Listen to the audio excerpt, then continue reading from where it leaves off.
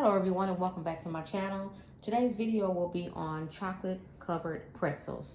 So these are the items that we will need: pretzels, a cutting board, wax paper, two foam bowls here, sprinkles, and also we have the candy from the chocolate candy from our last video, which I froze. So I'm going to be using this chocolate that we used before. I froze it, and then all I did was put it in the microwave, unthawed it, and it's ready to use again as if we had never used it before. So we're just going to go ahead and dip the pretzels in the chocolate, just like that.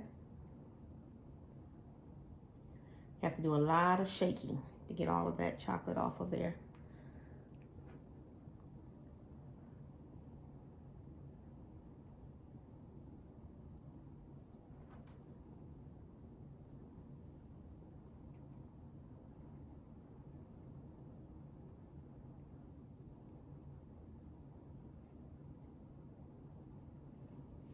And so we're going to go ahead and continue this process.